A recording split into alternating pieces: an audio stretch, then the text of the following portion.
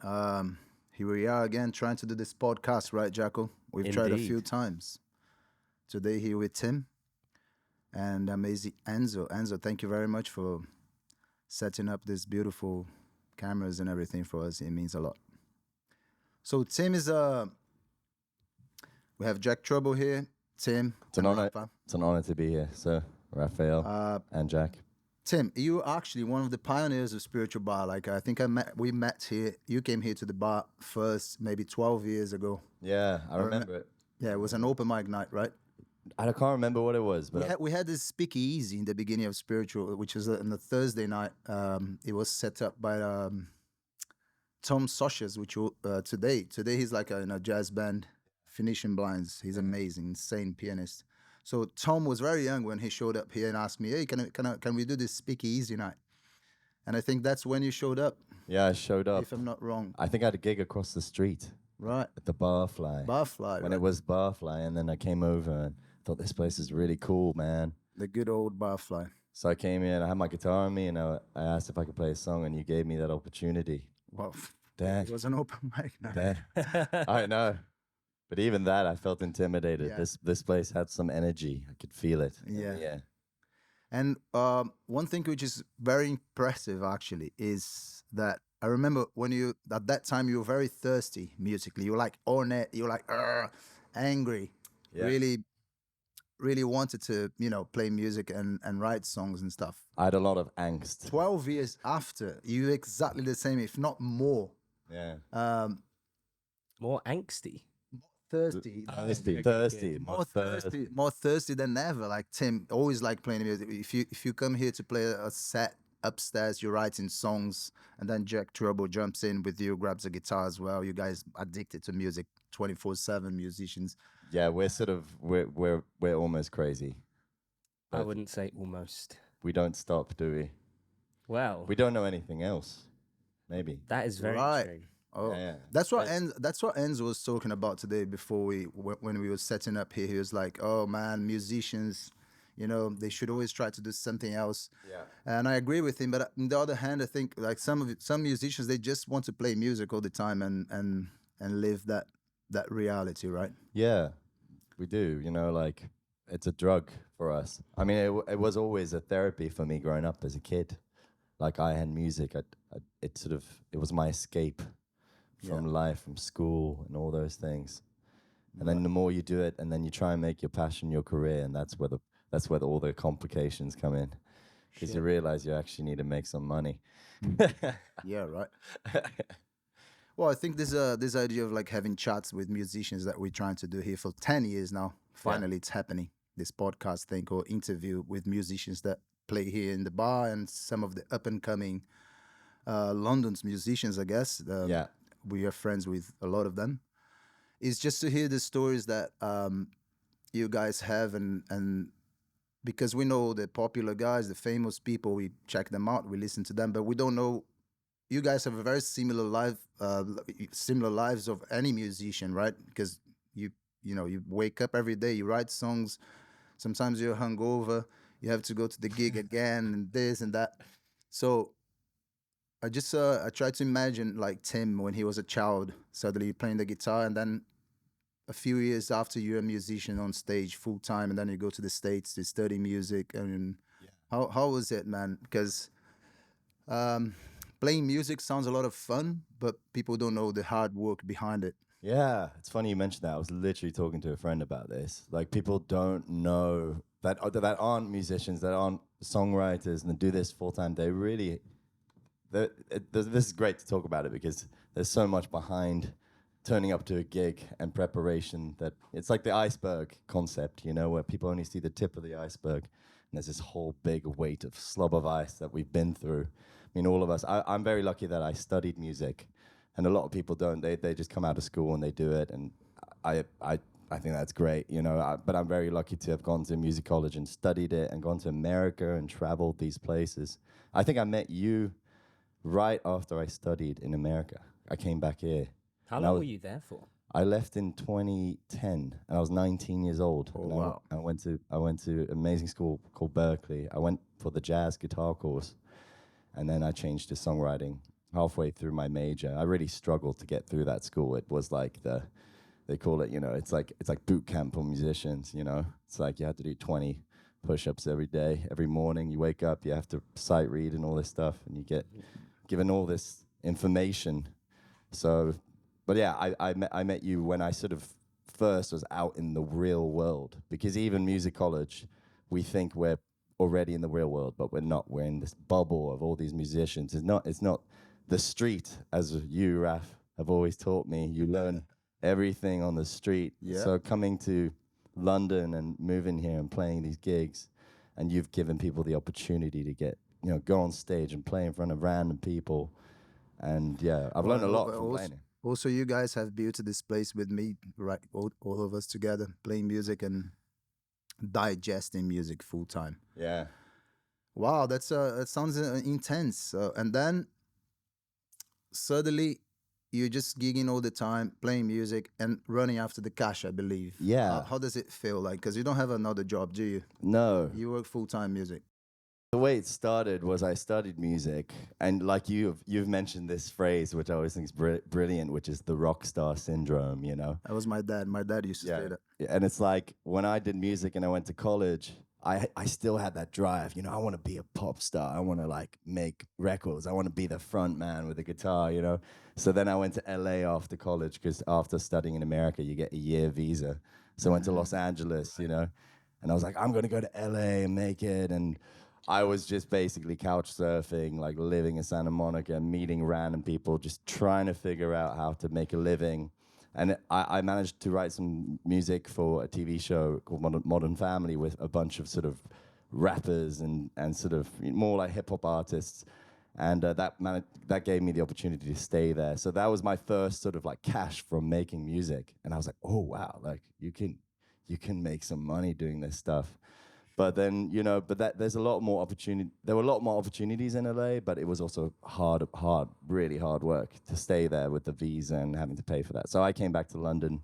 And when I came back to London, I was like, okay, so how am I going to do this? My dad's forcing me to move out of the house, get my stuff together. So that's when I was like, okay, well, I can play my guitar. I can start performing at venues. So I got this gig at a restaurant called Made in Italy. It was like an Italian restaurant. All right. And I used to play like twice a week in front of this barista. Playing like covers and stuff. Playing covers, yeah. Your songs as well. Yeah. And I was lucky to have that skill set of like listening to a Frank Sinatra song or something like that, because that kind of environment, your kind of background music. So I was like, okay.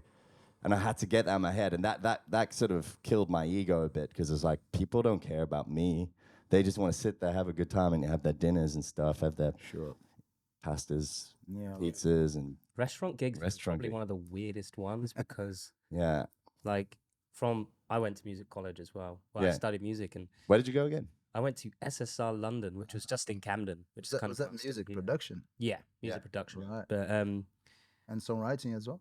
No, they didn't. Oh, how come you such a good songwriter as well? Well, maybe that's something I need to work on actually. Prince.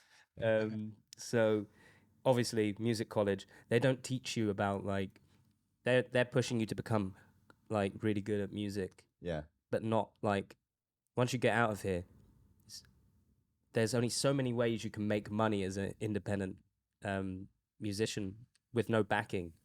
Right. So of course I also played my fair share of restaurants, and it's a weird one, because I'm there with the guitar playing, and I'm like, if I was having food and hanging out, would I really want someone screaming down a microphone? Yeah. Conversation. So you're trying to like play to that vibe as well.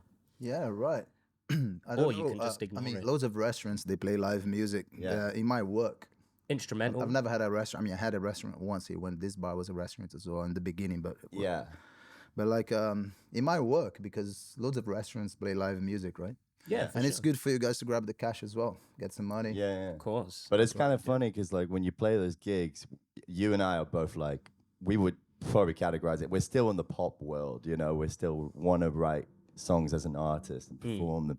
But you have to actually choose these songs which are kind of like jazzy. Like the more I started doing it, I was like, oh wait, I got to be background music. So and that like opens our eyes to more music. I ended up playing like God knows like jazz, funk, soul, trying to find the mellow. Also, you got to read the audience. You know, sometimes people come in and they actually want to sing, like at a restaurant, or they want to join in, or sometimes they just want to sit and listen and just talk about politics. But out of those gigs, like I got so many opportunities, like playing weddings. You know, people come up to me, "Hey man, you should play my wedding," and that's where it started for me. I don't know how it was for you, but that's how I started making money. Like people were like, "Oh, you should play at our corporate event or something. How much do you charge?" It's like $10 million. That's to cool. check their But outfit. going back to the point, like up and coming musicians and artists like you guys, like there's a niche there as well that you can explore for sure, right? You can play 7 gigs a week or more than that. Like Bandini, our friend as well, playing. Sometimes Bandini plays like 10 gigs a week. Yeah. You know, there's a big niche there, like actually for you guys. Like, it was Jack as a producer as well, like producing everyone, recording loads of people in the studio upstairs. We started this studio 2 years ago. Now we're fully booked all the time. That's people recording. With Jack, and Jack is getting to the blues music as well, the rock music, and it's impressive how we can just like adapt, talking the same language, in this case music, right? We can adapt into so many things. So you have music in the middle, you can teach, you can produce, you can play restaurants, you can play bars, you can put your own gigs the way you want. You can, there's so many things that could be done as up and coming musicians. I'm just trying to give a little dose of energy for someone that maybe is trying to be a musician today and say, oh, it's so difficult, because fame is not the only thing. No, it's not. Music. Fame is actually completely different than music, right? If you think about it. Yeah, but here's the thing: it's like I feel like I can see the difference in musicians, the ones that have done that thing and haven't done it. You know, the ones that have actually, you could tell this guy's played in like, dive bars, restaurants. Like some people are just doing it just to chase their artist career and I'm just going to do this. I left my corporate job or whatever, and I'm going to become a singer-songwriter, and I want to market myself and be big. And then you see them play, and it's like, okay, cool, it's really good. But I can always, I don't know, I've started to see the difference between artists that have like, it's called, that's, the saying, pay your dues. It's like, you definitely, you can see that, on stage. But I remember who I was talking to, but we had an idea of part-time musician. Which is very different to someone who plays 4 gigs a week. Like there's a certain level that you'll get yourself to if you are in that world of like, there's so much security in being the part-timer, because you work 5 days a week, your life's kind of okay. Like you don't have to worry. And that's cool. That's cool too. That works for some people. But I think it's also a choice. I think we've chosen to be like, okay, we want to do this full time. So that's why we play so many roles. Like we produce, we write, we sing weddings, we, do funerals, whatever you want to do. One of those. But actually, both of you can produce music. You're a producer as well. You can play guitar, session musician, as a guitar player, as a bass player. Yeah. You can write songs. Jack's an amazing bass player. Yeah. Both of you have realized that. You can, you can do so many things with this musicality you have. You guys are very musicals, right? Yeah. That's impressive. But another thing that I see about you, Tim, and Jack as well, he has that as well with him. It's you even more, and because you've been doing that for longer. I'm not sure, but you write songs like, fuck man, it's like you just write like a maniac. Like, how many songs do you have by now? After what? Your career is like 13 years old, your career now, maybe, and I'm not sure. Here's the frustrating thing. It's like, if you go online and you look me up and you find my stuff online, there's not much out there yet. But the stuff I've written that's on my hard drive or that's sitting there dusting. But what about all the stuff you've recorded and you deleted? You deleted a lot of stuff, right? A lot of stuff. Like I rebranded myself a few times as well. You and Robert J. Hunt as well. You guys produce music like crazy. Like Rob as well. Like, I mean, when he was on it, like every time, like Rob is putting albums out. Yeah. That's impressive. You do that as well. You're constantly recording and trying to make some music, right? I mean, I've always been inspired by people like Quincy Jones, or like, there are loads of songwriters out there. I can't even name them, but just, you got to wake up and do it, And I feel it's the duty to music and serving the music. Again, a thing you say a lot, and it's like I feel if I don't do it, I feel bad in myself. It's like it's you could say it's a drug. It's like it's a knack. Like I have to do it. I have to wake up because I know that it's going to benefit my career. Even if I write something down that's average, it will come back to me maybe in 2 years. Be like, okay, well now I've got that. For sure. It's like someone told me once, like the worst thing to happen in life is where you get offered an opportunity and you're just not ready for it. And that really stuck with me. It's like, okay, well, if someone one day does offer me a deal or there's an opportunity there, like, oh, do you have, okay, where are your other 20 songs? And then you're like, oh, but I just had that one that was really big, you know? Right. And that sort of haunted me in a way. So I know that that's what it takes. So, but I also don't write on my own. Like, I do write on my own a lot, but recently I've been writing with a co-writing partner. And I've been writing with a lot of people. I like writing with other people because there's only so much one person can write in a certain way. And you learn from collaborating. So that's why like collaboration's a huge thing for me. I think music actually is a collective thing. Sure. I think us as people, we need to do different things. We need to work with different people. Yeah. It's not like I sit in a dark room and cry to myself every day. Yeah. Every morning. I like doing that, but It's always I'll be in nice to get mental together with institute. other people with the same kind of mindset, right? Like for example, observing all of you guys playing here at the bar. Yeah. And one thing that I've realized a long time ago, and I still think that it's like it's a bunch of islands. Yeah. And you guys, of course, you exchange ideas and you play together, maybe you write a song together here and there, but you always like very focused in your own thing. Yeah. And then I came up with the idea of writing this project for the Arts Council, which we were granted, and thanks to the Arts Council and to Thank you, Arts the Council. taxpayers here in this country as well. Thanks for supporting creative arts. The project is called Archipelago, which is a group of islands, right? When the islands get together. Tropical islands or like ice island, Any icebergs. kind of island. Anyway, the archipelago is a group of islands, and then I came up with this idea of writing this project. We were granted, and I wanted to talk about that project as well because you're part of it. Yeah. Jack is producing, recording the music as well. Yeah. Wayne We're gonna- Proctor as well. Huh? Wayne Proctor. Wayne Proctor, the master, The master. the boss of all, mixing everything, mastering. Kyle helping us with the organizing everything, and many other people helping. So we're gonna have the film, which you're part of, and I saw some of the cuts. Like you look amazing. Well, thank you. Your music, your song is really good as well. And then we're gonna have the festival here at the Camden Assembly on the 8th of October. Maybe this podcast is gonna be posted after that, but anyway. And we have the live album as well with 10 artists, and that's not the first time you're part of the spiritual compilations, Yeah. right? But this one is a little bit more special just because of all these years and all this music digestion that we had here through all these years, and Jack jumping in as well in the last 4 years. Jack has been working here full time at the bar, recording, getting used to everyone. It's so nice to finally have all this sort of little team together. It's like a family. And there's always like new people Yeah. coming in as well. It's incredible, man. And I just want to ask you, how do you actually feel being part of it? But with no bullshit, like honestly, Yeah. like, it must feel good somehow. No bullshit. As the artist, you know. I really think this place is special, and I always ask myself why. Like, what is it? And first of all, I think it's also I think it's you, and a lot of us we talk about you because you have this sort I of think Joe is here. we have maybe some we open knocking the on door for him, the sorry. door. Just wait, and then we go back to the point. Okay. Sorry. Joe Corbin.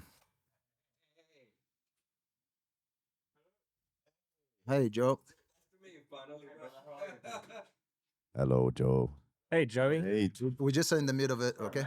hey, Joe. Where you going with that guitar in your hand? Hey. Nice one. So what are you saying? Sorry. So, okay. All right. Ah, you stopped it. Yeah.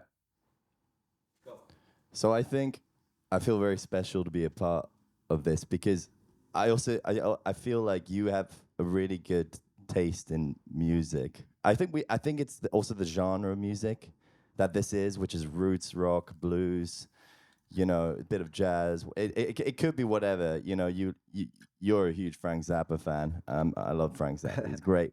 But it's like it's to be a part of all these amazing acts, and I think everyone that plays here is always it's such a high talent.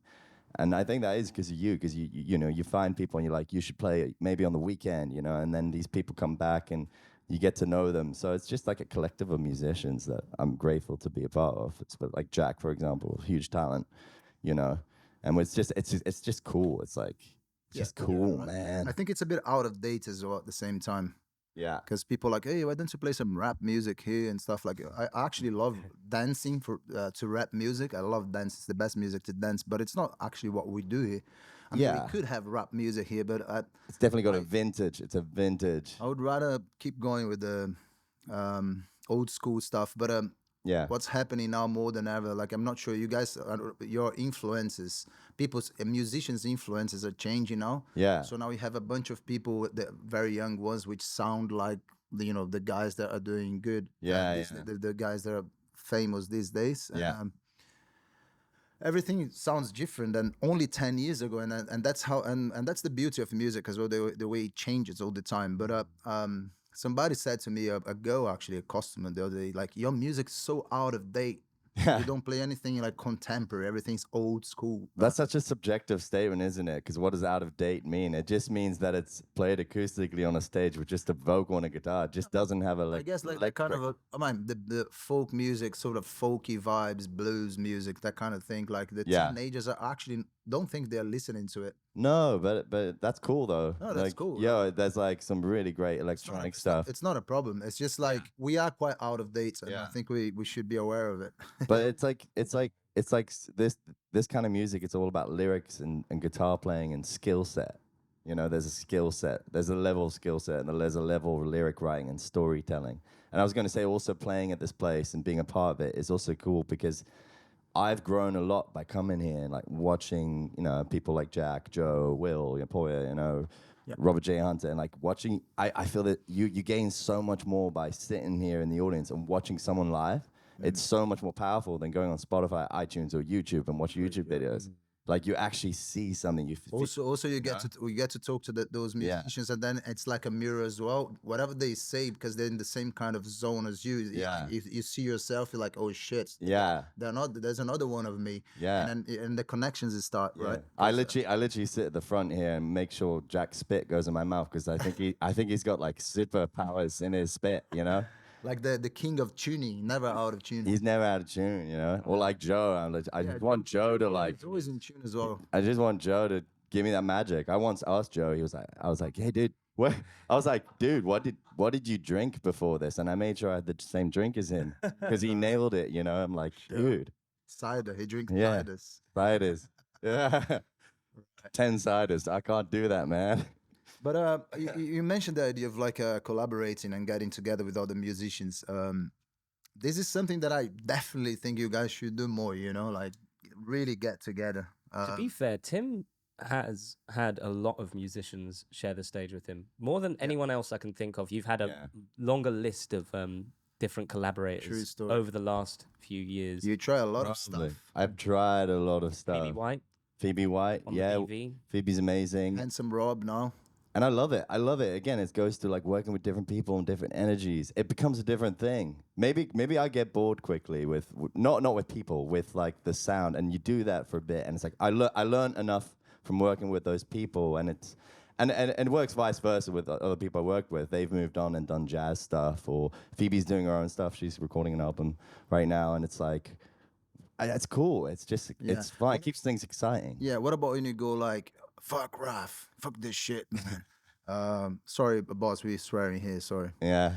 Fuck this, man. Fuck this. I don't want to play music anymore. And then next day you it again, writing songs. I wrote a new song. Yeah. Like so it goes like that. It like shows your perseverance. You're like, fuck you, man. I don't want to play again. You wake up, you're like, I'm gonna do it again. Fuck it. Yeah. I just have to keep going. You get bored of things. We all probably. I was saying this to a friend yesterday. We all definitely have like mental issues. Everyone has mental issues, and I think this place just amplifies that even more with artists. I think people that work in corporate world, whatever, everyone has their problems, but we don't get put into a little box every day, so we just see it more often, and we see people's characters shine through. But it's exciting. And the alcohol as well. Oh shit. Yeah, alcohol can be a beast. Drinking. As long as it's done productively. Define Right. productively.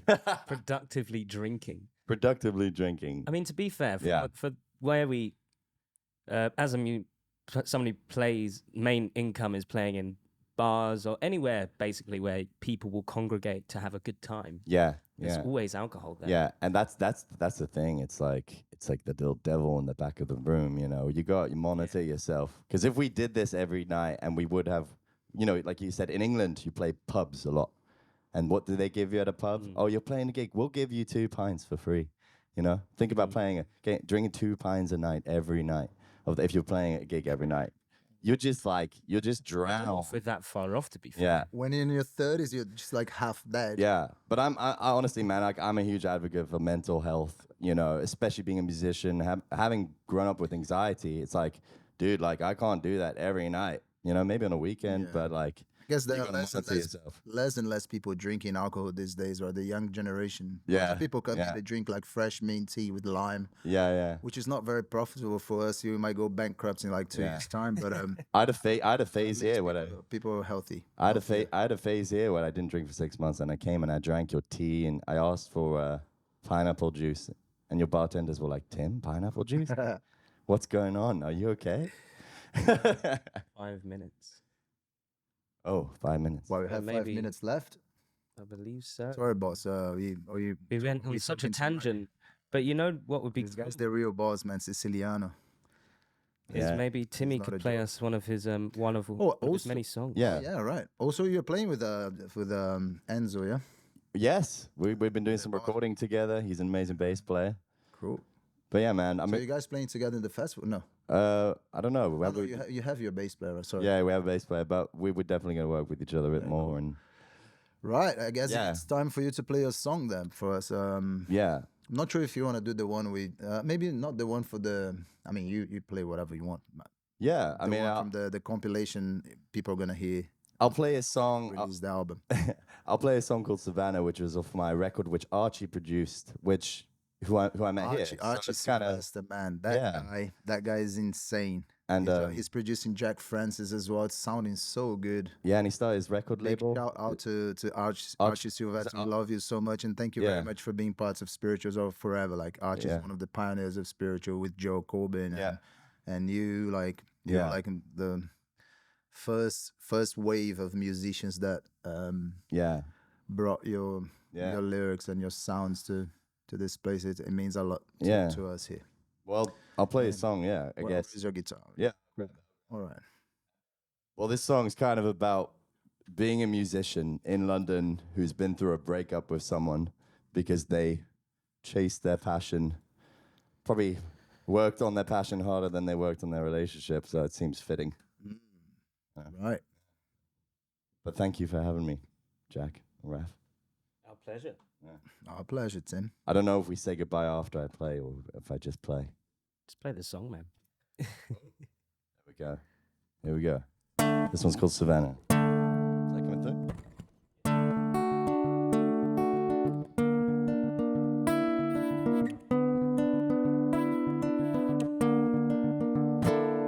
Wanted it said, alive or dead, 10,000 pennies to bring back my head.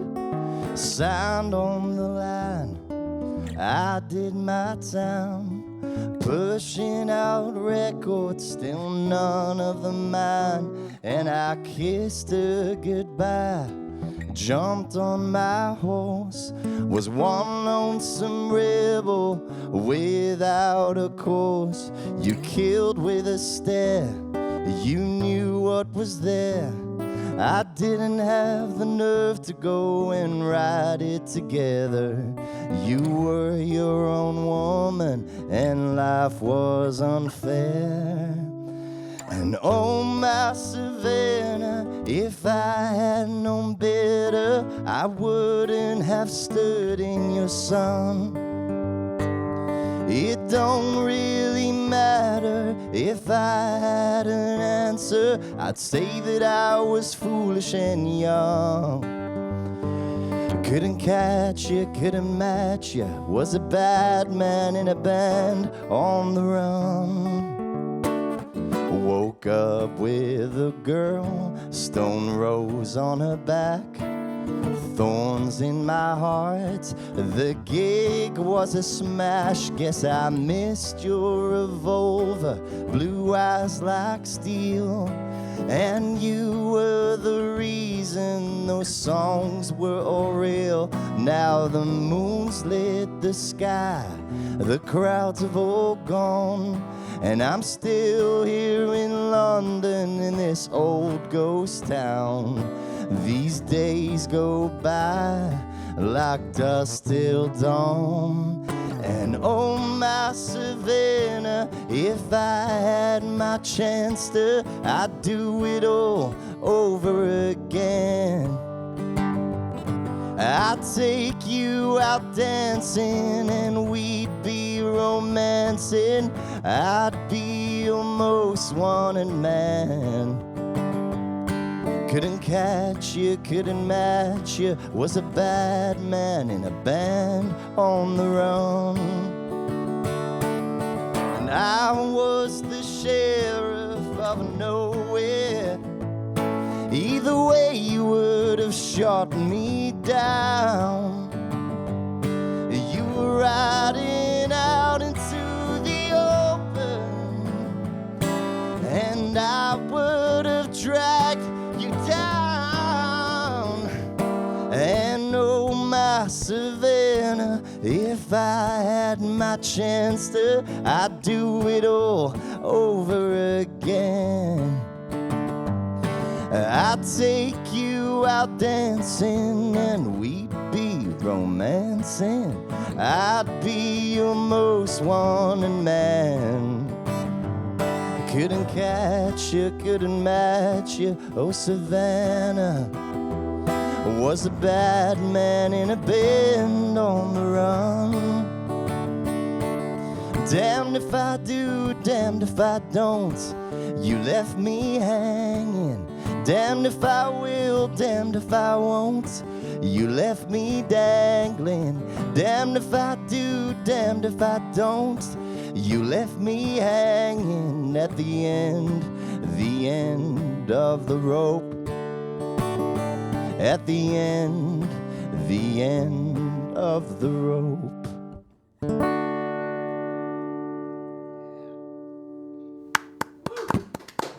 Gracias. It's a great song, man. Beautiful. Thank you, man. Okay, thank you. Thank you, Raf. See you next time. See you next time. It's been an honor. Can't reach this far.